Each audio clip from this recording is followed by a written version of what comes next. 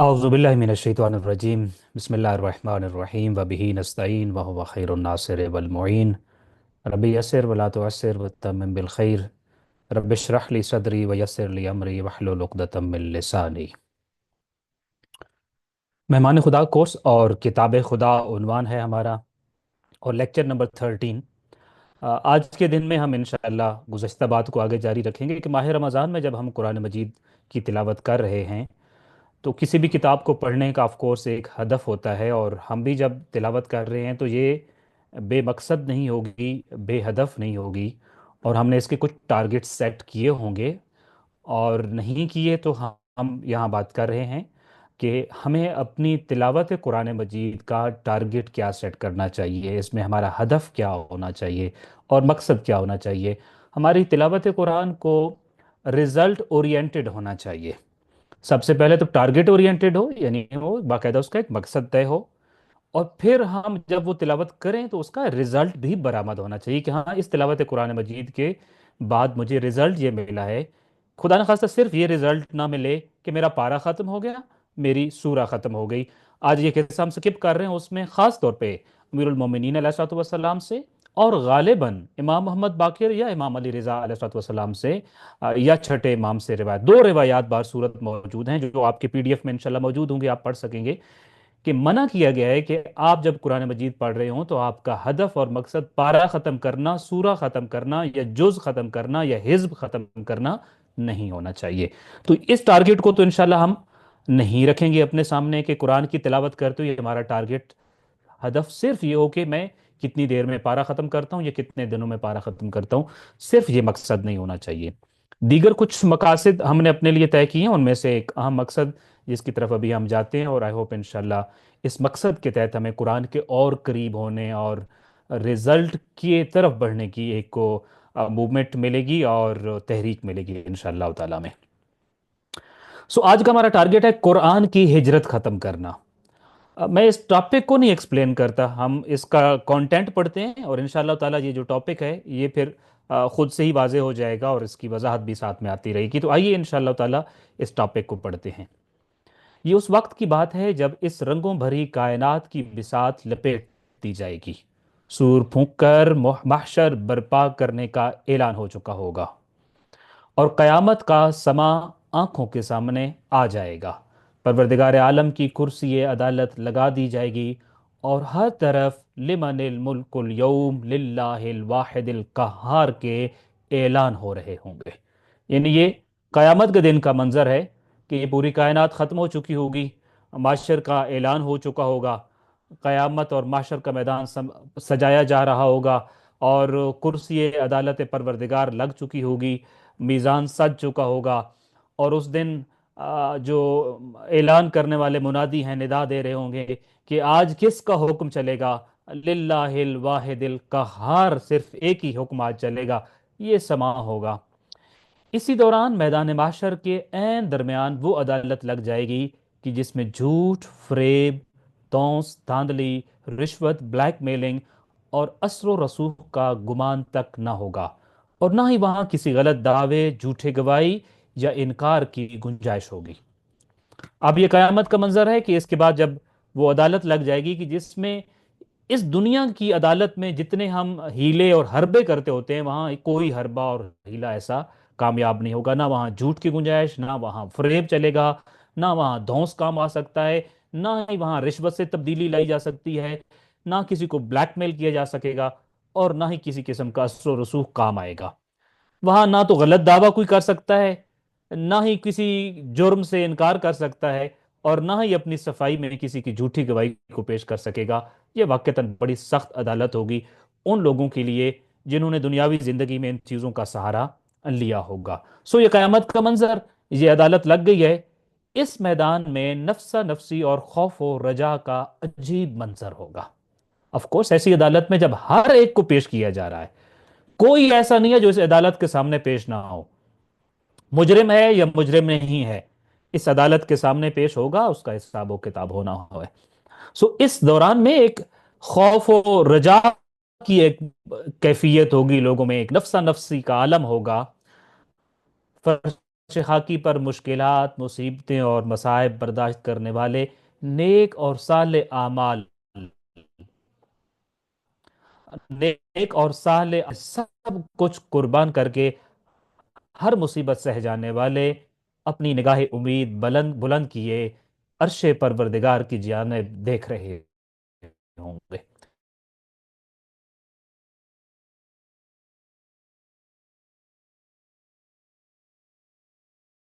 اگر اس منظر کو ہم تھوڑا پکچرائز کر سکیں، منظر ادھر دو قسم کے منظر ہیں کہ جنہوں نے دنیا کے اوپر تخت دن دیکھے ہیں، اور البتہ ان کے اعمال بڑے نیک تھے، وہ انہوں نے دنیا میں سب کچھ نبی کریم صلی اللہ علیہ وآلہ وسلم کے مقصد و مشن کے لیے قربان کیا۔ اب اس دوران میں وہ بار بار عرش کی طرف نگاہیں اٹھائیں گے،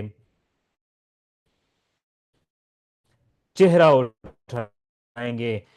پر امید ایزان کا، اور ہمیں ہماری قربانیوں، ہمیں ہماری مشکلات کا صلہ ملے گا، اور آج ہم رحمت پروردگار کے سائے میں جا پہنچیں گے، وہ مشکلات ہمیشہ کے لیے ختم ہو جائیں گی۔ ایک طرف یہ سچویشن کہ دنیا میں مشکلات سے گزرنے والے ہیں اور ان کا یہ عالم ہے، جبکہ دوسری جانب ظالم و ستمگر، متکبر و خائن، بدمست و بد لحاظ، حقوق کو اپنے پاؤں تلے اڑانے والے، نافرمانی، عصیان اور برے اعمال والے گردنیں جھکائے جہنم اور غضب الہی کے خوف میں تھر تھر کانپے جا رہے ہوں گے، اور ان پر لرزہ طاری ہوگا۔ دوسری طرف وہ ہیں جو دنیا میں ہر ایک پر چڑھ دوڑتے تھے، نہ خدا کے حکم کا کوئی پاس تھا، نہ لوگوں کے متکبر و خائن تھے اور بد لحاظ تھے، برے اعمال کرنے والے تھے، مگر اب اسی میدان معاشر میں گردنیں جھکی ہوئی ہیں، جہنم کا خوف ہے، غضب الہی کا ڈر ہے، تھر تھر کانپ رہے ہوں گے، اور ان کے جسم سے کپ کپی ظاہر ہو رہی ہوگی، لرزہ ان کے اوپر طاری ہوگا۔ اس میدان میں، ان حالات میں ایک کام ہوگا جس کام کو ہم پڑھنے جا رہے ہیں، اور وہ کام کیا ہوگا؟ اس عدالت میں ایک ہی پیشی پر سارے فیصلے ہوں گے، اس لیے مظلوموں کو اپنا حق فوراً ملنے کی امید و بیتابی ہوگی۔ یہی وجہ ہے کہ ہر شخص جلد از جلد اپنا کیس اس عدالت میں دائر کرنا چاہے گا۔ کوئی کہے گا میرے رب فلاں نے مجھ پر بہت ظلم کیا تھا، کوئی کہے گا میرے مالک فلاں نے میرا حق مجھ سے چھین لیا تھا، کوئی کہے گا پروردگارہ فلاں نے مجھے ناحق قتل کیا تھا، کوئی کہے گا خدایا فلاں نے میرا گھر بار لوٹ لیا تھا، بے شک تو میری بات کا خود گواہ ہے۔ اب ایک ایک کر کے لوگ اپنا کیس لے کر بارگاہ خدا بندی میں حاضر ہوں گے، اور ہر بندہ یہاں تک کہ مقتول بھی اپنے قتل کا کیس خود دائر کرے گا، پروردگارہ فلاں نے مجھے قتل کیا، فلاں نے مجھ پر ظلم کیا، فلاں نے یہ ستم کیا، فلاں نے میرا حق چھین لیا، فلاں نے میرے ساتھ زیادتی کی۔ اب یہ سارے کیسز ایک ایک کر کے وہاں دائر ہونا شروع ہو جائیں گے۔ انہی استغاثہ دائر کرنے والوں میں ایک خوبصورت، نورانی اور نمایاں شخص انوکھا کیس دائر کرے گا۔ یہ سارے کیسز سنے سنائے ہیں، سمجھے سمجھائے ہیں، ان کو ہم سوچ سکتے ہیں، ان کے بارے میں تصور کر سکتے ہیں، مگر جب سارے لوگ اس طرح کے کیسز دائر کر رہے ہوں گے، ایک بہت خوبصورت، ایک نورانی نوجوان، ایک بڑا نمایاں شخصیت کا حامل، بلکہ یوں کہوں کہ میدان محشر میں سب سے حسین ترین شخص جو نظر آ رہا ہوگا، وہ ایک بڑا انوکھا سا کیس دائر کرے گا۔ اور وہ کون ہوگا اور کیا کیس دائر کرے گا؟ یہ حسین اور خوبرو جواں کوئی اور نہیں بلکہ سید الانبیاء حضرت محمد مصطفیٰ صلی اللہ علیہ وآلہ وسلم کی ذات ہوگی۔ آپ صلی اللہ علیہ وآلہ وسلم بھی اس عدالت میں ایک گلہ اور شکوہ لے کر حاضر ہوں گے۔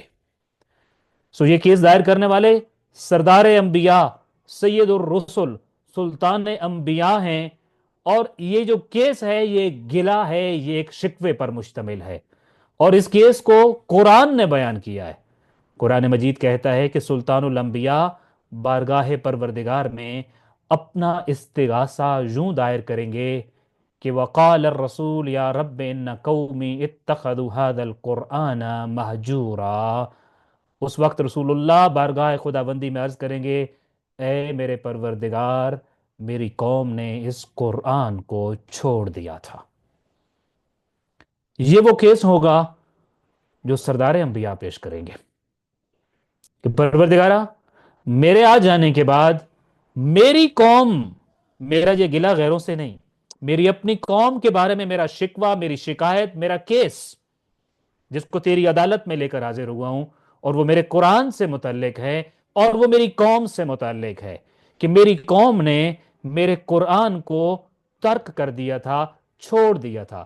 مہجور کا مطلب ہوتا ہے ہجرت کرنا۔ اگر اس کی ڈیٹیل میں آپ جائیں، پرانے زمانے میں وہ گھوڑے جو قابل استعمال نہیں ہوتے تھے، ان کا ایک پاؤں باندھ کر ان کو بستیوں سے باہر نکال دیا جاتا تھا، چونکہ وہ مالکوں کے اوپر بوجھ بن جاتے تھے، وہ ریلیونٹ نہیں ہوتے تھے، ان کا بوجھ مالک برداشت نہیں کرنا چاہتے تھے۔ ایسے گھوڑوں کو مہجور کہا جاتا تھا۔ ایگزیکٹ وہی لفظ قرآن مجید نے یہاں استعمال کیا ہے۔ پروردگارا، مجھے انہوں نے اپنی بستی سے نکال دیا ہے، مجھے انہوں نے میرے گھر یعنی انسان کے دل سے باہر نکال دیا ہے، مجھے انہوں نے اپنے اندر ارریلیونٹ محسوس کرنا شروع کر دیا ہے، یہ مجھے اپنے معاشرے میں انفٹ محسوس کرتے ہیں، ان کو لگتا ہے کہ میں ان کے معاشرے میں نافذ ہونے کے قابل نہیں تھا، مجھے انہوں نے ترک کر کے اپنے علاقے سے نکال دیا، ہجرت کرا دی، میری ہجرت کرا دی ہے۔ اسی لیے ہم نے اس عنوان کا نام رکھا ہے قرآن کی ہجرت ختم کرنا۔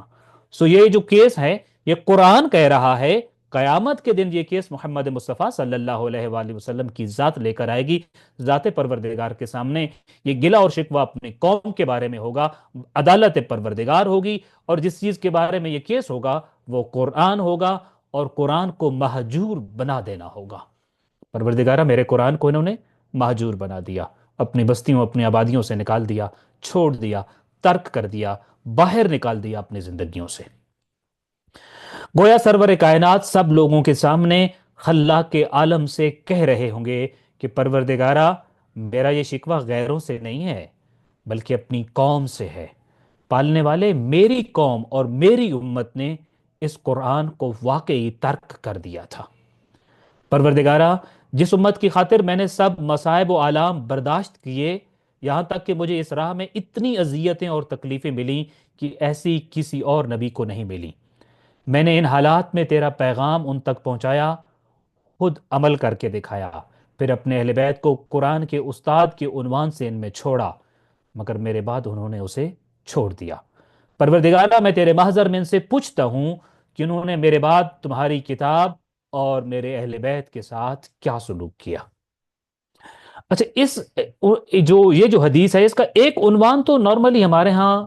مفہوماً بیان ہوتا رہتا ہے، کہیں نہ کہیں اس کا تذکرہ ہوتا رہتا ہے کہ قیامت کے دن نبی کریم صلی اللہ علیہ وآلہ وسلم اپنی اہل بیت کے بارے میں کیس دائر کریں گے، سوال کریں گے پروردگار کے سامنے کہ پروردگارہ، میری اہل بیت کے ساتھ انہوں نے کیا سلوک کیا ہے۔ لیکن یہ جو دوسرا، یہ حدیث کا باقاعدہ حصہ ہے، انشاءاللہ بھی جب آپ کے پاس یہ ٹیکسٹ آئے گا تو آپ اس کا فٹ نوٹس میں عریبک کو بھی ملاحظہ کریں گے، باقاعدہ حوالے کے ساتھ ملاحظہ کریں گے، یہ دونوں چیزوں کے بارے میں۔ قرآن کی آیت میں قرآن کا تذکرہ تھا، جو روایت آپ کے سامنے عرض کر رہا ہوں مفہوماً جہاں عرض ہے، فٹ نوٹ میں اس کے باقاعدہ الفاظ موجود ہوں گے، وہاں اہل بیت اور کتاب یعنی قرآن مجید دونوں کا تذکرہ ہے۔ یہ شکوہ دونوں چیزوں کے بارے میں ہوگا، خدایا تیری کتاب اور میرے اہل بیت، ان دونوں کو میری امت نے ترک کر دیا، ان کے اوپر ظلم ڈھایا ہے، ان کو مہجور کر دیا، اور ان کو عملاً اپنی زندگیوں سے باہر کر دیا۔ میں نے انہی کی خاطر ساری تکلیفیں برداشت کی، اور اتنی تکلیفیں برداشت کی کہ آپ کو پتہ ہے نبی کریم صلی اللہ علیہ وآلہ وسلم کا فرمان ہے کہ جس قدر تکلیفیں اور اذیتیں شریعت خداوند کو پہنچانے کے لیے مجھے اٹھانی پڑی ہیں، اتنی تکلیفیں کسی اور نبی کو نہیں اٹھانا پڑی۔ یہ منقول فرمان جو نبی کریم صلی اللہ علیہ وآلہ وسلم سے منقول ہے۔ سو اینی ہاؤ، میدان معاشر ہے، یہ گلہ و شکوہ رسول اکرم صلی اللہ علیہ وآلہ وسلم نے بارگاہ خداوندی میں پیش کر دیا ہے کہ پروردگارہ، میرا قرآن میرے آ جانے کے بعد میری امت نے، یعنی میرے اور آپ کے بارے میں یہ گلہ ہوگا، یہ کیس جن کے خلاف دائر ہوگا وہ میں اور آپ ہیں، خدا نہ خواستہ، لیکن ہمیں پھر دلیل دینا ہوگی اگر ہم مہجور نہیں بناتے ہیں۔ تو اینی اس کو آگے بڑھتے ہیں، تو یہ کیس دائر ہوگا، اور امام محمد باقر علیہ السلام سے منقول ہے کہ رسول خدا صلی اللہ علیہ وآلہ وسلم نے یہ گلہ خدا بند متعال کے حضور لے جانے کے بارے میں خود یوں بیان فرمایا ہے، انا اول وافد علی العزیز الجبار یوم القیامہ، قیامت کے دن میں سب سے پہلے عزیز و جبار اللہ تعالیٰ کے حضور پیش ہوں گا، سب سے پہلے میدان معاشر میں جو خدا کے حضور پیش ہوگا وہ میں ہوں گا، یہ نبی کریم صلی اللہ علیہ وآلہ وسلم کا منقول فرمان۔ اس کے بعد قرآن حاضر ہوگا، یعنی سب سے پہلے نبی کریم صلی اللہ علیہ وآلہ وسلم حاضر ہوں گے، پھر قرآن میدان معاشر میں آئے گا، پھر میری اہل بیت، اور ان کے بعد میری امت پیش ہوگی۔ یہ ترتیب ہے میدان معاشر میں آنے کے۔ لیکن آخری جو جملہ ہے، ثم اسألہم ما فعلتم بکتاب اللہ و اہل بیتی، پھر میں اپنی امت سے پوچھوں گا کہ تم نے اللہ کی کتاب اور میرے اہل بیت کے ساتھ کیا سلوک کیا۔ یہ قرآن کے وہ الفاظ اور ساتھ میں یہ روایت اور تیسری روایت جس کا مفہوم میں نے آپ کے سامنے عرض کیا، ان سے ہمیں میدان معاشر کی ایک پوری تصویر ملتی ہے، پوری کیس کی ڈیٹیل ملتی ہے جو خالق کائنات کے سامنے پیش کیا جائے گا۔ لیکن یہاں ہم دیکھتے ہیں، یہاں ایک سوال پیدا ہوتا ہے کہ سوال یہ تھا کہ کیس یہ کہتا ہے کہ ہم نے قرآن مجید کو اپنی بستیوں سے، اپنی زندگیوں سے باہر نکال دیا ہے، لیکن سوال یہ ہے کہ آپ کے گھر میں قرآن نہیں ہے؟ میرے گھر میں تو قرآن مجید موجود ہے، میں امید کرتا ہوں ہر مسلمان کے گھر میں ہوگا اور آپ کے گھر میں بھی ہوگا۔ میرے گھر کے بچوں کو قرآن کی تعلیم دی جاتی ہے، اور مجھے امید ہے اور یقیناً ایسا ہوگا کہ آپ بھی اپنے گھر کے بچوں کو قرآن کی تعلیم دیتے ہوں گے، اور قرآن مجید سے کچھ نہ کچھ واسطہ اور تعلق بھی ہوگا۔ تو سوال یہ ہے کہ اگر ہمارے گھر میں قرآن موجود ہے اور اس طرح سے تعلیم بھی دی جا رہی ہوتی ہے، تو کیا اب بھی ہم ان لوگوں میں شامل ہوں گے، امت کے ان افراد میں، کہ جن کے خلاف سرور کائنات یہ کیس لے کر آئیں گے کہ پروردگارہ میرے قرآن کو انہوں نے مہجور بنا دیا تھا اور ہجرت کرا دی تھی، اور جبرن ہجرت کرا دی تھی اور رخصت کر دیا تھا؟ تو آئیے یہ پیراگراف پڑھتے ہیں۔ یہاں ایک سوال پیدا ہوتا ہے کہ کیا ہم نے واقعی قرآن کو چھوڑ دیا ہے؟ حالانکہ قرآن ہم سب لوگوں کے گھروں میں موجود ہے، گھر کے تمام افراد نہ صحیح لیکن ہر گھر میں موجود کوئی نہ کوئی بزرگ اس کی روزانہ تلاوت بھی کرتا ہے۔ گھر میں خیر و برکت اور مرحومین کی بخشش و مغفرت کے لیے آئے روز لوگوں کے گھروں میں تلاوت قرآن کی محافل منعقد ہوتی ہیں۔ ہم سب اس کی تعظیم اور ادب بجا لاتے ہیں، اپنی اولاد کو پہلا سبق قرآن سے ہی شروع کراتے ہیں۔ اگر ہم یہ سب کرتے ہیں تو خدا کی عدالت میں ہم سے گلہ و شکوہ کیوں؟ اور ان سب باتوں کو ہوتے ہوئے کیا یہ کہا جا سکتا ہے کہ امت مسلمہ نے قرآن کو ترک کر دیا ہے؟ یہ سوال ہے جو سمپل بھی ہے، ابھی آپ نے دیکھ لیا۔ تو سوال یہ ہے کہ کیا ان ساری چیزوں کے ہوتے ہوئے کیا ابھی بھی یہ بات درست ہے کہ امت مسلمہ نے قرآن کو ترک کر دیا؟ اور امت مسلمہ سے ایک قدم آگے بڑھیں تو کیا یہ سوال یہ اب بھی درست ہے کہ میں اور آپ بھی ان لوگوں میں شامل ہیں جنہوں نے قرآن مجید کو ترک کر دیا ہے، اور مہجور بنا دینے والوں اور جن کے خلاف کیس ہوگا ان میں میں اور آپ شامل ہیں؟ جواب بہت سادہ سا ہے کہ کیا قرآن کا نازل ہونے کا مقصد صرف گھروں میں خیر و برکت کا حصول اور مرحومین کے احصال ثواب کے لیے تلاوت تھا؟ کیا یہ ابدی معجزہ اسی مقصد کے لیے نازل ہوا تھا، یا اس کا مقصد اور ہدف کچھ اور ہے؟ قرآن اس لیے آیا تھا کہ ہم اس کے مطابق نظام زندگی ترتیب دیں، اپنے گھر کا اور اپنے ملک کا اقتصادی ضابطہ اس سے لیں، اپنے تعلیمی اداروں میں اس کی آفاقی گفتگو پر ریسرچ کر کے نئے جہاں دریافت کریں، اپنے مسائل و اختلافات کو اس کی آیات کے سامنے رکھیں اور پھر حل کریں، اپنے کرنے والے اور نہ کرنے والے کاموں کی لسٹ قرآن سے مرتب کریں، پسند و ناپسند بھی اسی سے پوچھیں، اپنی حکومت کے خارجہ امور اور دیگر حکومتوں سے تعلقات پر اس سے رہنمائی لیں۔ زندگی کی کامیابی کی چابیاں فلسفیوں سے نہیں، قرآن سے پوچھیں۔ غرض کہ ہماری پرسنل زندگی، مرد و خواتین کے روابط، ہماری خوراک اور لباس، رزق کی تلاش اور اچھا کیریئر، کامیاب تجارت اور اچھی تعلیم، صحت مند زندگی اور حقوق کے توازن پر مشتمل زندگی قرآن سے لینا تھی۔ یہ سب چیزیں ہم نے قرآن سے لینی تھیں، مگر ہم نے ایسا کچھ نہیں کیا، اور عملاً قرآن ترک کر کے اسے یہاں سے ہجرت کرنے پر مجبور کر دیا ہے۔ یہ قرآن نازل ہونے کے مقاصد کم سے کم یہ تھے جو تھوڑے سے ہم نے آپ کے سامنے لکھے ہیں، کہ قرآن تو اس لیے نازل ہوا تھا کہ میرا پورا نظام زندگی قرآن کے مطابق ترتیب پائے گا، وہ اقتصادی نظام ہو، وہ سیاسی نظام ہو، وہ سماجی مسائل ہوں، وہ سوسائٹی کے مسائل ہوں، وہ کسی بھی شعبہ زندگی سے کے کنسرننگ مسائل ہوں، ایک فرد کا مسئلہ ہو یا ایک معاشرے کا ہو، مرد کے مسائل ہوں یا خواتین کے ہوں، بچوں بوڑھوں کے ہوں یا کسی بھی طبقہ فکر کے، کسی بھی طرز زندگی سے متعلق کوئی سوال ہوگا تو قرآن مجید سے اس کا جواب ملنا چاہیے تھا، اور ہمیں ملتا ہے۔ تو قرآن تو اس لیے آیا تھا کہ ہم نے اس سے ضابطۂ حیات لینا ہے، نظام زندگی لینا ہے، یہ تو کوڈ آف لائف تھا، یہ زندگی کا سلیبس تھا، مگر ہم نے ایسا کچھ نہیں کیا۔ جب ہم نے ایسا نہیں کیا تو کیا قرآن اپنے مقصد پر باقی ہے؟ جس مقصد کے لیے آیا تھا اسی مقصد کے لیے استعمال ہو رہا ہے یا مہجور ہو گئے؟ قرآن جس مقصد کے لیے آیا تھا، قرآن کو اس مقصد سے مہجور بنا دیا گیا ہے۔ یہ گلہ و شکوہ بھی یہی ہے۔ گلہ یہ نہیں کہ گھروں میں قرآن نہیں تھا، گلہ یہ نہیں کہ قرآن کی قسم نہیں اٹھایا کرتے تھے یہ لوگ، گلہ یہ نہیں کہ جب فیصلے کرنے ہوتے تھے تو قرآن سر پہ رکھ کر قسمیں اور حلف نہیں لیتے تھے، یہ تو گلہ ہی نہیں ہے۔ گلہ ہی تو یہی ہوگا کہ ان کی زندگی میں نہیں تھا قرآن،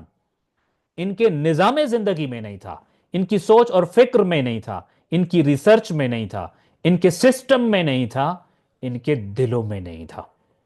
سو یہ وہ مہجور کی کیفیت ہے۔ یہ کام نہ کرنے سے ہم گویا کہ قرآن مجید کو مہجور کر رہے ہیں، اور یہ کوئی عام سی بات نہیں ہے۔ اس مہجور کر دینے کی وجہ سے قرآن ہمارے خلاف کیس دائر کرے گا۔ قرآن میں عرض کر رہا ہوں، وہ الگ روایت ہے، وہ میں نے یہاں شاید پی ڈی ایف میں آپ کے پاس موجود ہو کہ 3 چیزیں الگ سے ہوں گی نبی کریم صلی اللہ علیہ وآلہ وسلم کے علاوہ، جو الگ سے ہمارے خلاف کیس دائر کریں گی اور عدالت خداوندی کا دروازہ کھٹکھٹائیں گی۔ ان میں سے ایک قرآن ہوگا۔ سو نبی کریم صلی اللہ علیہ وآلہ وسلم بھی عدالت پروردگار میں یہ سوال لے کر، یہ عرض لے کر، یہ کیس لے کر موجود ہیں، میرے قرآن پہ عمل نہیں ہوا، اس کو مہجور کر دیا گیا، اس کو مقصد کچھ بھلا دیا گیا۔ قرآن خود بھی یہ کیس لے کر عدالت پروردگار میں حاضر ہوگا۔ سو ہمیں ماہ رمضان میں اس ہجرت کو ختم کرنا ہوگا، چونکہ ہم تلاوت قرآن کر رہے ہیں نا، ہم روزانہ اپنے گھر میں بہت سارا ٹائم قرآن کے ساتھ گزار رہے ہیں، تو ہمارا مقصد یہ ہونا چاہیے کہ میں ان لوگوں میں آج سے شامل ہونے کی کوشش کروں گا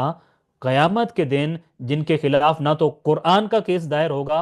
اور نہ ہی نبی کریم صلی اللہ علیہ وآلہ وسلم کا، چونکہ میں عملاً قرآن پہ عمل کروں گا، لہذا جن کے خلاف کیس دائر ہوگا میں اس کیٹیگری کے اندر ہی نہیں ہوں گا۔ تو ماہ رمضان میں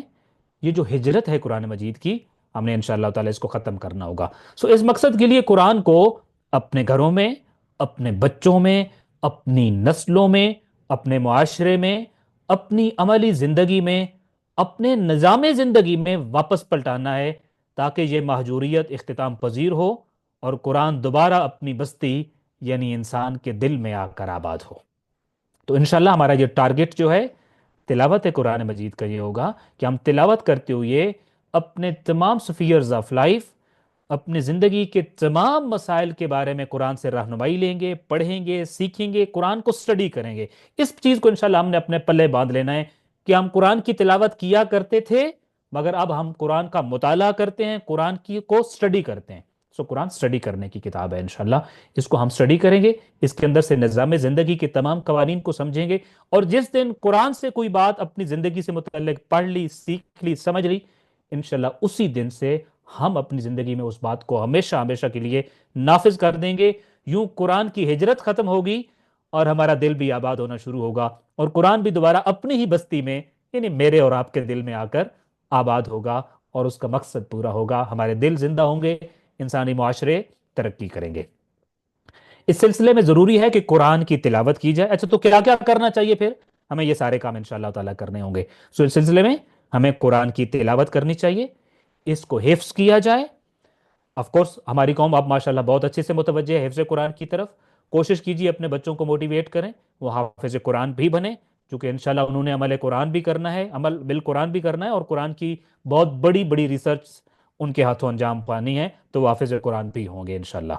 سو قرآن کی تلاوت کی جائے، اس کو حفظ کیا جائے، گھروں سے تلاوت قرآن کی دلسوز صدائیں بلند ہوں، جوان نسل قرآن پڑھے، بچے قرآن سیکھیں، مائیں اپنے بچوں کو حتمی طور پر تلاوت قرآن کی تعلیم دیں، باپ اپنے بچوں کو تلاوت قرآن کی نصیحت کرنا ایک فریضہ سمجھیں، اور ہم میں سے ہر شخص اپنے دائرہ کار میں رہ کر معاشرے میں درس قرآن، تلاوت قرآن معارف قرآن اور علوم قرآن کو نشر و اشاعت کا سلسلہ جاری و ساری جی کرے، تاکہ قرآن کی یہ ہجرت ختم ہو انشاءاللہ تعالی۔ بظاہر شاید یہ تھوڑا برڈن لگ رہا ہو ان ساری باتوں کو، لیکن جب ہم آغاز کریں گے تو آپ دیکھیے گا لطف آئے گا انشاءاللہ تعالی زندگی کا، اور ہمیں لگے گا ہم یہ سارے کام کر سکتے ہیں۔ تو انشاءاللہ ہمیں ان سارے کاموں کو کرنا ہوگا، اور میں بار بار ہر لیکچر میں کوشش کرتا ہوں کسی نہ کسی جگہ ریپیٹ کروں، ہمیں قرآن فہمی کی طرف بڑھنا ہوگا، قرآن کی معرفت کی طرف بڑھنا ہوگا، درس قرآن کی طرف بڑھنا ہوگا ہم سوری علوم قرآن کی طرف جانا ہوگا۔ قرآن میں تو سارے علوم بند ہیں، ہمیں ہر فیلڈ کو اپنے قرآن مجید سے آ کر جاننا اور سیکھنا ہوگا کہ میری فیلڈ سے متعلق قرآن مجید میں کیا رہنمائی موجود ہے، تاکہ میں اپنے فیلڈ کی دا موسٹ اتھینٹک جو روایات ہیں ان کو میں قرآن مجید کی صورت میں لے سکوں۔ سو انشاءاللہ تعالی آج کی اس گفتگو کا پہلا ہدف پورا ہوا، کہ جس کو ہم انشاءاللہ قرآن کی مہاجرت ختم کریں گے، قرآن کی ہجرت ختم کریں گے، اپنے آپ کو ان لوگوں میں سے نکالیں گے جن کے خلاف کو قیامت کے دن دو کیس دائر ہوں گے، ایک قرآن کیس دائر کرے گا،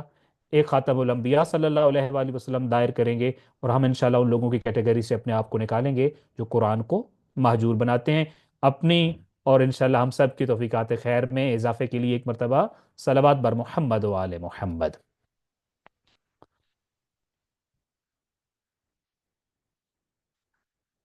اچھا، اس کے بعد ہمارا اگلا ہدف ہے قرآن کو اپنا آئینہ قرار دینا۔ اب جب کہ ہم نے طے کر لیا ہے انشاءاللہ،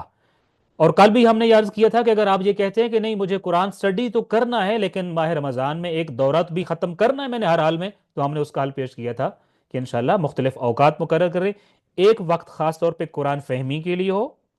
قرآن کی انڈرسٹینڈنگ کے لیے ہو، قرآن سٹڈی کرنے اور مطالعہ کرنے کے لیے ایک خاص وقت ہو، جس میں بے شک آپ ایک دو آیات پڑھیں، یا نبی کریم صلی اللہ علیہ وآلہ وسلم کے طریقہ کار کے مطابق 10 10 آیتیں پڑھیں اور ان کے عمل کے اوپر اپنے آپ کو پابند بنائیں، اور تب تک 11ویں آیت پہ نہ جایا جائے جب تک ان 10 آیات پر عمل نہ کر لیا جائے۔ یہ طریقے مختلف ہم انشاءاللہ اس دوران پڑھ رہے ہیں، ان کا اپلیکیشن آپ اپنے حساب سے اپنی زندگی میں کریں گے۔ تو عرض یہ کر رہا تھا کہ ہم چونکہ قرآن مجید کی تلاوت بھی کریں گے تو اور سٹڈی بھی کریں گے، تو ایک وقت سٹڈی کے لیے، باقی 2 3 اوقات آپ تلاوت کے لیے مختص کیجئے، یوں دورہ قرآن بھی مکمل ہوگا، اور شاید ایک سے زیادہ بار آپ قرآن مجید کا دورہ ختم کرنے کی پوزیشن میں بھی ہوں گے، اور ساتھ میں قرآن سٹڈی بھی ہو رہا ہوگا۔ اب سوال یہ ہے کہ جب قرآن ہم سٹڈی کر رہے ہوں گے تو قرآن کو ہم نے اپنا آئینہ قرار دینا ہے۔ آپ کے گھر میں ظاہر مرر ہوگا، شیشہ ہوگا، تو آئینے کا کیا کام ہے؟ جب آپ آئینے کے سامنے کھڑے ہوتے ہیں تو اپنا پورا سراپا اس کے اندر دیکھتے ہوتے ہیں، اور اس سراپے میں آپ کو اپنے جسم کا ایک ایک حصہ نظر آتا ہے کہ آپ کے بال سنورے ہوئے ہیں یا نہیں ہیں، آپ کا چہرہ کیسا ہے، آپ کی آنکھ، کان، جسم کا جو جو حصہ وہاں موجود ہے، آپ کا لباس جتنا نظر آ رہا ہے، وہ آئینہ ایک ایک چیز کو کلیئر اور صاف انداز میں آپ کے سامنے دکھاتا ہوتا ہے۔ یعنی آئینے کے اندر آپ اپنا سراپا دیکھتے ہیں، آپ اپنا آپ دیکھتے ہیں، اپنی خامی اور نقص دیکھتے ہوتے ہیں، پھر اس خامی اور نقص کو بہتر کر کے اپنے آپ کو مزید سنوار کے، تو پھر کسی جگہ آپ نے جو کہ جانا ہوتا ہے تو اپنے آپ کو پریزنٹیبل بناتے ہیں کہ آپ کسی محفل میں جائیں، کسی جگہ پریزنٹیشن کے لیے جائیں، کسی کام کے لیے بھی جائیں۔ سو قرآن کو ہم نے اپنا آئینہ قرار دینا ہے، اور قرآن ظاہر ہے میرے جسم کا آئینہ نہیں، میرے کردار کا آئینہ ہوگا، میری سوچ کا آئینہ ہوگا، میری فکر کا آئینہ ہوگا۔ مجھے اپنی سوچ قرآن کے سامنے کھڑی رکھنی ہے، اور قرآن بتائے گا کہ آپ کی سوچ میں کہاں کہاں پرابلم ہے، آپ اس کو کیسے تبدیل کریں گے۔ میں نے اپنا عمل قرآن کے سامنے رکھنا ہے، میرا عمل جب قرآن میں جھلک اس کی نظر آئے گی تو مجھے پتہ چلے گا میرے عمل میں کہاں کہاں خامی ہے، میں نے اپنے عمل کو کیسے درست کرنا ہے۔ اس کے لیے ایک مثال بھی ہم نے عرض کی، اور انشاءاللہ آپ اس مثال سے زیادہ بہتر انداز میں سمجھیں گے کہ ہم نے قرآن کو کیسے اپنا آئینہ بنانا ہے، اور انشاءاللہ یہ بہت آسان کام ہے، اور یقیناً آپ اور میں اور ہم سب مل کر اس ماہ رمضان میں اپنے کردار کو قرآن کے سامنے رکھ کر بہتر انداز میں تبدیل کرنے کی کوشش بھی کریں گے۔ تو آئیے اس چیپٹر کو پڑھتے ہیں۔ تلاوت قرآن کے دوران ضروری ہے کہ قرآن کی ہر آیت کو پڑھتے ہوئے انسان اپنا جائزہ لے اور اپنا حساب خود کرے۔ سادہ سی بات ہے، ہر آیت کو پڑھتے ہوئے جب ہم اپنا جائزہ لیں گے تو یہی جائزہ در حقیقت گویا آئینہ کے سامنے کھڑے ہو کے جیسے جائزہ لیتے ہیں، یہی وہ سین ہوگا، وہی کام اور وہ عمل ہوگا جو آپ آئینے کے سامنے انجام دے رہے ہوتے ہیں۔ سو ہر آیت کو پڑھتے ہوئے ہم اپنا جائزہ لیں گے اور اپنا حساب لیں گے کہ قرآن کی یہ جو آیت کہہ رہی ہے اس کے مطابق ویئر ڈو آئی اسٹینڈ، میں کہاں کھڑا ہوں۔ اس آیت اگر مذمت جن لوگوں کی کر رہی ہے تو ان میں کھڑا ہوں، یا جن کی تعریف کر رہی ہے ان میں کھڑا ہوں، یا جن پہ خدا نخواستہ لعنت کر رہی ہے ان میں کھڑا ہوں، یا جن کو خوشخبریاں دے رہی ہے ان میں کھڑا ہوں؟ Where do I stand? اپنا جائزہ لینا ہے، میں کہاں کھڑا ہوں، میرے پاس کیا ہے، اور قرآن کی آیت کیا کہتی ہے کہ اس کے ہوتے ہوئے تم کہاں کھڑے ہو؟ سو قرآن کو اپنا آئینہ قرار دے کر خود کو اس میں تلاش کرے کہ قرآن میں اس کا تذکرہ کہاں اور کن الفاظ میں آیا ہے۔ ایک بہت خوبصورت ہوم ورک ہے یہ، کہ آپ اپنے آپ کو موجودہ فرض کریں میں اس وقت جو میں ہوں،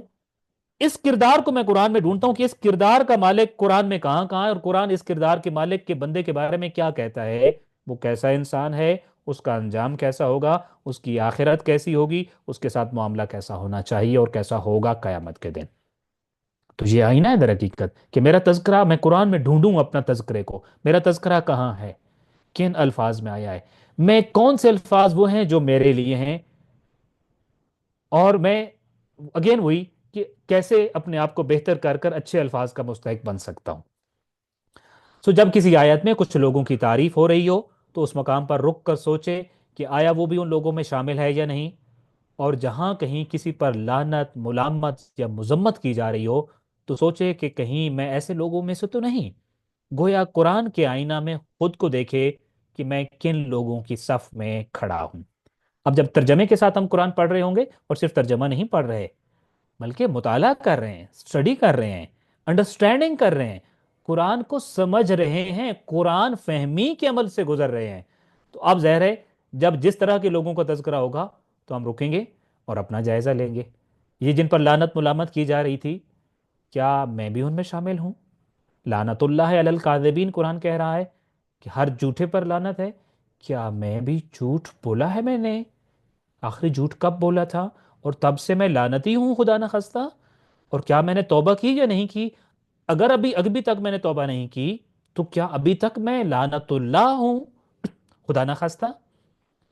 سو ایک آیت پڑھے جس پر لعنت ملامت ہو رہی، سوچے کہ کیا میں ان میں سے ہوں یا نہیں، اسی طریقے سے ایک ایک چیز کو سوچے، پھر دوسری طرف ان لوگوں میں دیکھے جن کی تعریف کی جا رہی ہے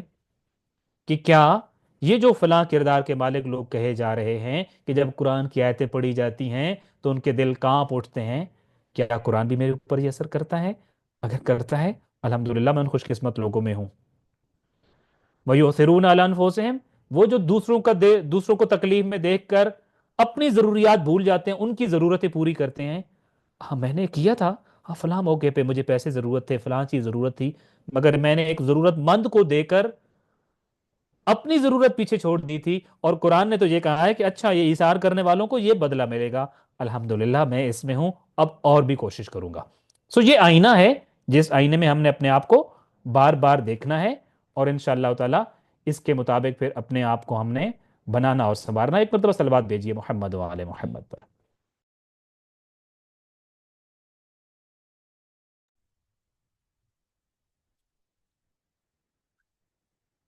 تاریخ میں ایسے بہت سے کردار گزرے ہیں جنہوں نے قرآن پڑھتے ہوئے یا سنتے ہوئے خود کو قرآن کے آئینے میں دیکھا، اپنا محاسبہ کیا، اور پھر اپنی زندگی کا طریقہ ہی بدل ڈالا۔ جو کام میں اور آپ کرنے جا رہے ہیں، یہ ایسا نہیں ہے کہ ہم پہلی بار کرنے جا رہے ہیں اور اس سے پہلے یہ کام کسی نے نہ کیا ہو۔ بہت سارے کردار ایسے ہیں جنہوں نے یہ تاریخ میں کام کیا ہے کہ قرآن پڑھتے ہوئے انہوں نے اپنا محاسبہ کیا، اپنا جائزہ لیا، اور جائزے کے بعد انہوں نے دیکھا کہ وہ درست مقام پر نہیں کھڑے ہیں، پھر انہوں نے اپنی پوری زندگی کا طریقہ بدل ڈالا، اپنی شخصیت ہی تبدیل کر ڈالی، اور تاریخ ان کو بڑے سنہری الفاظ کے ساتھ یاد رکھتی ہے، چونکہ انہوں نے قرآن کے آئینے میں اپنے سراپے کو دیکھ کر، اپنے کردار کو دیکھ کر بدلا تھا۔ فضیل ابن ایاز بھی ایک ایسا کردار ہے جس نے ایک رات قرآن کے آئینے میں اپنا بھیانک چہرہ دیکھا۔ میں نے عرض کیا بہت ساری مثالیں مل سکتی ہیں، ہم اس میں سے ایک مثال آپ کے سامنے عرض کر رہے ہیں۔ فضیل ابن ایاز ایک ایسا کردار جس نے ایک رات اتفاقاً قرآن کے آئینے میں اپنا چہرہ دیکھا، اور بڑا بھیانک چہرہ دیکھا۔ وہ کوفہ کا رہنے والا تھا اور اپنے زمانے کا ایسا خطرناک ڈاکو تھا جس سے تمام لوگ ڈرتے تھے۔ ایک رات وہ کسی گھر کی دیوار پھلانگ کر غلط ارادے سے اندر داخل ہونا چاہتا تھا۔ عین اسی وقت ساتھ والے گھر میں کوئی قرآن کی تلاوت میں مصروف تھا۔ سو فضیل ابن ایاز، میں نے عرض کیا کہ ایک رات اس نے قرآن کے آئینے میں اپنا چہرہ دیکھا، اور یہ بیسیکلی تو کوفہ کا رہنے والا تھا اور بڑے اپنے زمانے کا نامی گرامی نامور مانا ہوا ڈاکو تھا، اور پورا زمانہ اسے ڈرا کرتا تھا۔ تو ایک رات اپنی معمول کی روٹین کے مطابق ایک گھر میں دیوار پھلانگ کر غلط ارادے سے داخل ہونا چاہ رہا تھا۔ تو اس دوران ساتھ والے گھر میں کوئی شخص تلاوت قرآن پاک میں مصروف تھا اور قرآن کی تلاوت کر رہا تھا۔ اتفاقاً وہ اس وقت قرآن کی اس آیت کی بلند آواز میں تلاوت کر رہا تھا۔ وہ ساتھ والے گھر میں جو تلاوت ہو رہی تھی، اتفاق ایسا ہے جب یہ دیوار پلانگ رہا تھا تو ساتھ والے گھر سے قرآن کی آواز بلند ہو رہی تھی، اور قرآن چونکہ وہ عربی زبان میں پڑھا جاتا ہے اور کوفہ والوں کی زبان عربی ہوتی تھی، لہذا فضیل عربی سمجھتا تھا۔ اب ادھر سے ساتھ والے گھر سے اتفاقاً جو آیت پڑھی جا رہی تھی وہ یہ تھی کہ کیا مومنین کے لیے ابھی وہ وقت نہیں آیا کہ ان کے دل ذکر خدا سے اور نازل ہونے والے حق سے نرم ہو جائیں اور ان لوگوں کی طرح نہ ہو جائیں جنہیں پہلے کتاب دی گئی، پھر ایک طویل مدت ان پر گزر گئی تو ان کے دل سخت ہو گئے اور ان میں سے بہت سے لوگ فاسق ہیں۔ فضیل ابن ایاز گھر میں داخل ہو رہا ہے، ساتھ والے گھر میں تلاوت ہو رہی ہے۔ اتفاقاً سورہ الحدید کی آیہ نمبر 16 جو ابھی آپ کے سکرین کے سامنے ہے وہ پڑھی جا رہی ہے، جس کا آغاز ہی اس بات سے ہو رہا تھا، کیا ابھی وہ وقت نہیں آیا کہ اپنے برے اعمال چھوڑ کر لوگ اچھے اعمال کی طرف آ جائیں؟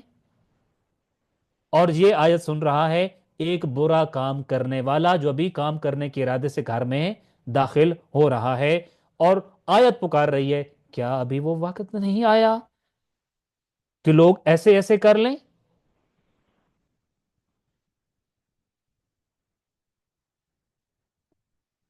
سجاد صاحب مجھے بتائیں کہ میری آواز آ رہی ہے یا رک گئی ہے؟ جی آپ کی آواز کلیئرلی آ رہی ہے۔ کرتے ہیں۔ ساتھ والے گھر میں تلاوت ہو رہی ہے، اس گھر میں جو ایک نامور اور نامی گرامی ایک گناہگار اور ڈاکو ہے وہ جا رہا ہے، اور قرآن کی آیت برمحل اتفاقاً آ گئی کہ وقت نہیں آیا کہ لوگ تبدیل ہو جائیں۔ یہ مفہوم ہے قرآن کی اس آیت کا۔ تو پھر کیا ہوا؟ فضیل ابن ایاز نے جب یہ آیت سنی تو یہ آیت ایک تیر کی طرح فضیل کے دل پر لگی،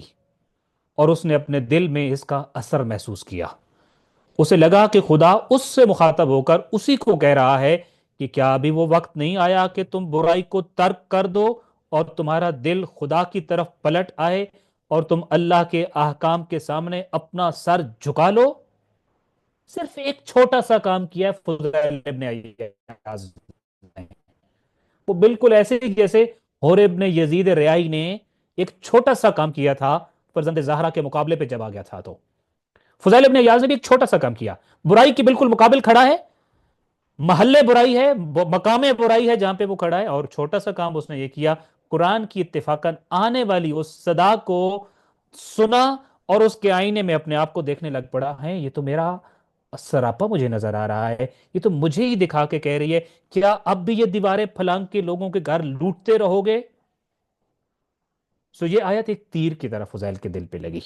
اور اس کا اثر اس کے دل میں گیا۔ اسے لگا کہ یہ آیت اسی کو مخاطب کر رہی ہے، اسی کو مخاطب کر کے کہہ رہی ہے کہ وہ وقت کب آئے گا کہ تم برائی چھوڑ دو گے؟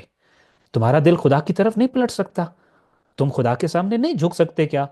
تم بھی تو خدا کے سامنے جھک جاؤ، آؤ اسی وقت خدا کے پاس آ جاؤ۔ یہ آیت سنتے ہی اس کے دل میں طوفان برپا ہو گیا، اور وہ سوچنے لگا کہ یہ تو مجھے ہی پکارا جا رہا ہے کہ فضیل آخر کب تک معصیت اور گناہ کی راہ پر چلتے رہو گے؟ کیا ابھی وہ وقت نہیں آیا کہ تم برائی کے رستے چھوڑ دو؟ دیکھو تم ابھی بھی اس گھر میں داخل ہونے کا ارادہ ترک کر کے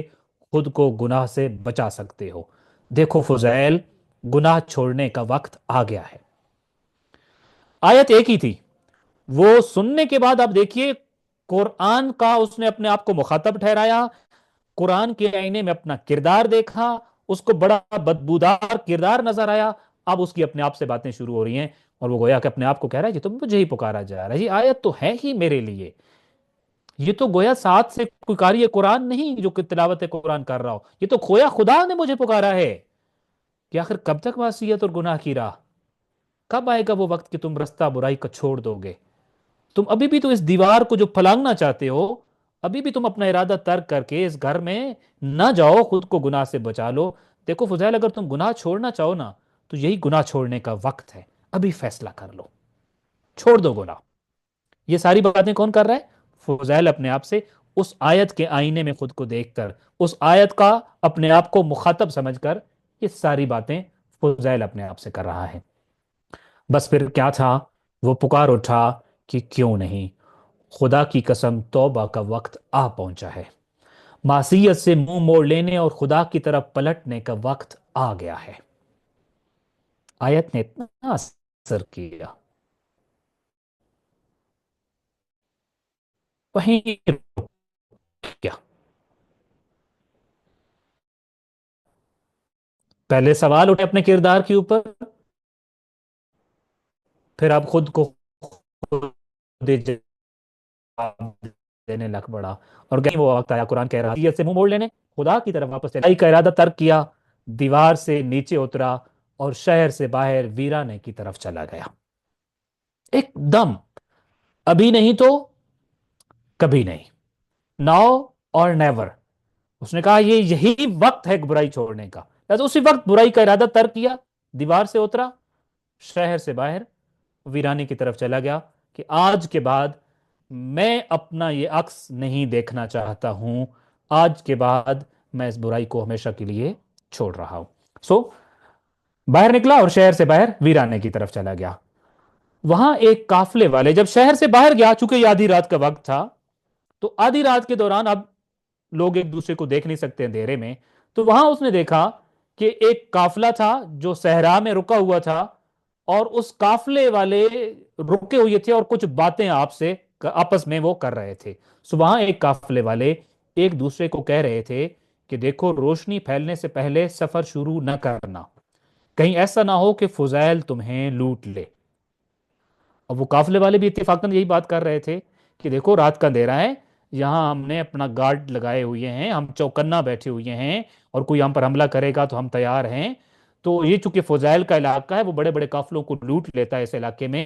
ہمارا سامان تجارت، ہماری نقدی لوٹ نہ لے، اس لیے ابھی رات کو نہیں چلتے ہیں، دن کی روشنی میں یہاں سے چلیں گے، تاکہ ہم خدا نخواستہ وہ اگر آتا ہے تو اس کا مقابلہ کر سکیں، اس کو دیکھ سکیں، اپنا ہمارا نقصان نہ ہو۔ اب جو اس شہر سے باہر ویرانے میں گیا، ویرانے میں قافلے والے یہ باتیں کر رہے ہیں، اور یہ جملے اب فضیل کے کانوں پہ آ رہے ہیں۔ وہ تو پہلے ہی ٹوٹ چکا تھا، اب مسافروں کے یہ جملے اس پر بجلی کی طرح کڑکے کہ وہ کس قدر برا، شقی اور بدبخت انسان ہے کہ لوگ اس کے خوف کی وجہ سے ویرانوں میں چھپتے پھرتے ہیں، چونکہ اس کا دل تو پہلے ہی زندہ ہو چکا تھا۔ اب ایک اور بجلی اس کے دل پر گری، اور وہ اپنے بارے میں سوچنے لگ پڑا کہ میں کتنا برا اور کتنا بدبخت، شقی اور ظالم اور خونخوار انسان ہوں کہ لوگ آدھی رات کو بھی ویرانوں میں میرے ڈر اور خوف سے چھپتے پھر رہے ہیں، میرے شر سے بچتے پھر رہے ہیں، کس قدر برا انسان ہوں میں۔ اب یہ بجلی اس کے دل پہ کڑکی، اور اس کا دل پہلے سے بھی زیادہ پسیج گیا۔ بس پھر کیا تھا؟ وہیں اس نے اپنے ہاتھ دعا کے لیے بلند کیے اور رو رو کے یوں دعا کرنے لگا، اللہم انی قد تبت الیک وجعلت توبتی الیک جوار بیتک الحرام۔ خدایا، میرے لوٹ آنے کا وقت آ گیا ہے، اور ہاں، میں تیری طرف پلٹ آیا ہوں، میں یوں توبہ کر رہا ہوں کہ اب ساری زندگی تیرے گھر یعنی کعبہ کے جوار میں گزار دوں گا، بس تو مجھے معاف کر دے اور میری توبہ کو قبول فرما۔ عرض کیا آپ کے سامنے کہ جب انسان اپنے آپ کو بدلنا چاہے تو کوئی دیر نہیں لگتی، کیونکہ فضیل کے ذہن میں ایک سوچ آ گئی تھی کہ میرے رب نے مجھے پکارا ہے، صرف ایک آیت کا مخاطب اپنے آپ کو اس نے ٹھہرا لیا تھا، اس لیے اسے دیر نہیں لگی بدلنے میں۔ اور یہ یکے بعد دیگرے دو واقعات جوں ہوئے، دوسرا واقعہ جوں ہی اس کی آنکھوں کے سامنے ہوا، اس نے قافلے والوں کو سنا، وہیں اپنے ہاتھ دعا کے لیے بلند کیے، اللہم انی قد تبت الیک، توبہ، توبہ کا وقت آ گیا ہے، پروردگارہ لوٹ آنے کا وقت آ گیا ہے، میں تیری طرف پلٹ آیا ہوں، میری واپسی ہو گئی ہے، اور توبہ کر رہا ہوں۔ پھر اپنے توبہ کی ایک نشانی مقرر کی، اور بہت اچھا بھی ہوتا ہے ہم بھی اپنی توبہ کی کوئی نشانی مقرر کریں۔ اس نے کہا کہ میری توبہ کے اوپر نشانی یہ ہوگی کہ جب تک میں اپنی حالت توبہ پر باقی رہوں گا، میں جوار کعبہ کو نہیں چھوڑوں گا، میں حرم کعبہ کو نہیں چھوڑوں گا، میں اب ساری زندگی حرم کعبہ میں رہ کر اپنی توبہ پہ ہمیشہ کے لیے کاربند رہوں گا، میری توبہ کی نشانی حرم کعبہ میں رہنا ہے۔ تو اس لیے وجعلت توبتی الیک جوار بیتک الحرام، اب ساری زندگی تیرے کعبہ کے جوار میں گزار دوں گا۔ بس قرآن نے فضیل کے دل کو زندہ کر دیا، اور وہ اس کی ایک آیت سن کر نہ صرف توبہ کر لیتا ہے، بلکہ اپنے زمانے کا مشہور زاہد بن جاتا ہے، اور کعبہ کے جوار میں ساری زندگی گزار دیتا ہے۔ آپ ذرا جائیے گوگل پہ لکھیے جی کہ جو تاریخ اسلامی کے سب سے بڑے زاہد گزرے ہیں، سب سے بڑے زاہدوں میں آج بھی آپ فضیل ابن ایاز کا نام پڑھیں گے۔ کتنا بڑا نامور ڈاکو، صرف ایک آیت قرآن، مگر ایک کمال کا جو اس نے کام کیا ہے، پریکٹیکلی اپلائی کیا اس آیت کو اپنے اوپر، اور اپنے آپ کو مخاطب ٹھہرایا، قرآن کے آئینے میں اپنا بھیانک چہرہ دیکھا، اپنے آپ کو بدلا، توبہ کی، اور اپنے زمانے کا مشہور عابد و زاہد بن گیا، اور پھر اپنی ساری زندگی خانہ کعبہ کے جوار میں گزاری۔ اور آپ حیران ہوں گے، وہ شخص صحابی امام جعفر صادق علیہ الصلوۃ والسلام بھی ہے۔ امام علیہ الصلوۃ والسلام جب بھی حج بیت اللہ کے لیے تشریف لے جاتے تھے، امام علیہ الصلوۃ والسلام کے محضر میں حاضر ہوتا تھا، امام علیہ الصلوۃ والسلام سے تعلیم حاصل کرتا تھا، اور امام علیہ الصلوۃ والسلام سے بہت ساری احادیث بھی نقل کی انہوں نے۔ اور آپ اس سے بھی زیادہ حیران ہوں گے کہ فضیل ابن عیاض کی جو وفات ہے وہ 10 محرم کے دن ہوئی، اور جوار کعبہ میں ہوئی، اور یہ صحابی امام جعفر صادق علیہ الصلوۃ والسلام بھی ہوئے۔ کس چیز نے تبدیل کیا؟ قرآن نے، اور قرآن کی ایک آیت نے، اور وہ بھی کیسے؟ چونکہ انہوں نے قرآن کی اس آیت کا مخاطب اپنے آپ کو سمجھ لیا تھا۔ فضیل ابن ایاز کے واقعے سے یہ معلوم ہوتا ہے کہ کبھی ایک آیت کسی انسان کے دل میں اتر کر اس پر اثر کر سکتی ہے، اور کبھی پورا قرآن بھی کسی پر بے اثر ہوتا ہے۔ اصل بات ظرف کی ہے، اور خود کو قرآن کے آئینے میں دیکھنے کی ہے۔ کچھ لوگوں کو ہم نے دیکھا ہے کہ پورا پورا قرآن پڑھ جاتے ہیں اور سن جاتے ہیں، مگر بے اثر، ایک آیت بھی کسی پر اثر کر گئی ہے۔ اصل بات فرق کس چیز کا تھا؟ فرق ظرف کا تھا، فکر کا تھا، سوچ کا تھا، طریقہ کار کا تھا۔ وہ ایک آیت والے نے اپنے آپ کو قرآن کے آئینے میں دیکھا۔ بس یہ ہم پر منحصر ہے کہ ہم قرآن کی آیات کے تاثیر کے موقع پر خود کو ابو جہل بناتے ہیں، یا پھر فضیل ابن ایاز۔ جن کو قرآن چھپ چھپ کر سنتے تھے اور اثر نہیں ہوتا تھا، وہ ابو جہل تھے، جس نے ایک آیت سنی اور ایسا اثر ہوا کہ زاہد و عابد بنا، صحابی امام جعفر صادق علیہ السلام بنا، مجاور خانہ کعبہ بنا۔ وہ صرف ایک آیت والا فضیل ابن ایاز تھا۔ فرق جو تھا وہ ظرف کا تھا، فرق اپروچ اور طریقہ کار کا تھا، اور طریقہ کار سے ایک شخص کی زندگی بدل گئی۔ فضیل ابن ایاز جیسے افراد کی صف میں شامل ہونے کے لیے ضروری ہے کہ ہم قرآن کی آیات کو آئینہ سمجھ کر اپنی زندگی کا جائزہ لیں، اور پھر فیصلہ کریں کہاں بہتری کی ضرورت ہے، اور کس طرح اللہ کی رضا حاصل کی جا سکتی ہے۔ السلام علیکم ورحمۃ اللہ وبرکاتہ۔ کچھ دیگر چیزیں ہیں جو جہاں ہم نے لکھی ہوئی ہیں، مگر آج کے